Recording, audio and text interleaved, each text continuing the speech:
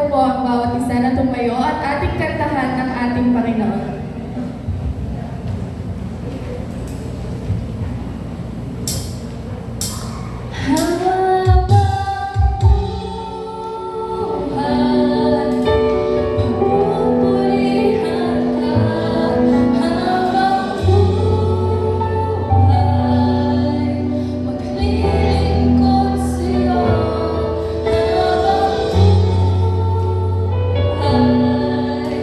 Pag-ibig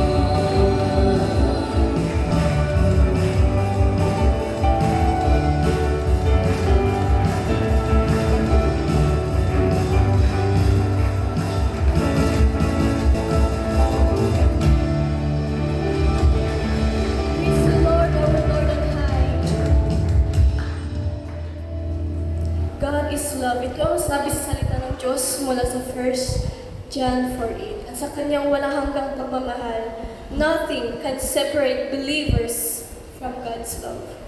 Dahil sa kanya, we surpasses all things, good or bad. Kaya karapat-dapat lamang siyang papurihan, pasalamatan sa dakila ng pag-ibig. Hallelujah.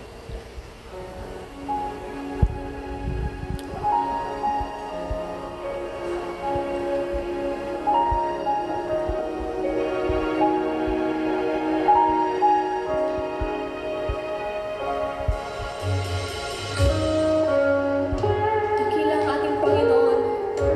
Itaas natin ang kanyang pangalan dahil siya ay karapat-dapat ating sambahin.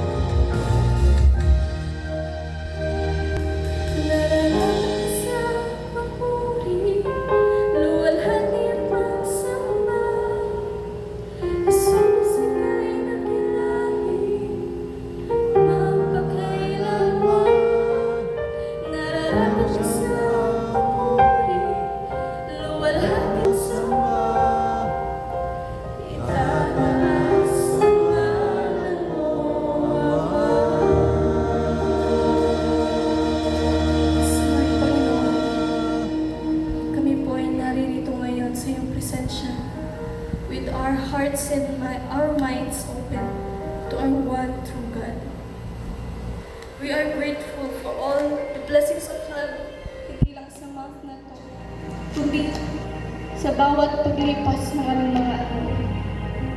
Kahit sa mga araw na kami ay nag-iisa, hindi mo kailangan kaming iniwan. Kahit sa mga araw na kami ay nasasaktan, kami ay iyong inintindi at kami ay iyong niyayakap. Panginoon, you've done the greatest act of love, and we still witness it every day. When you sacrificed your life and died for our sins, we know that there's always hope.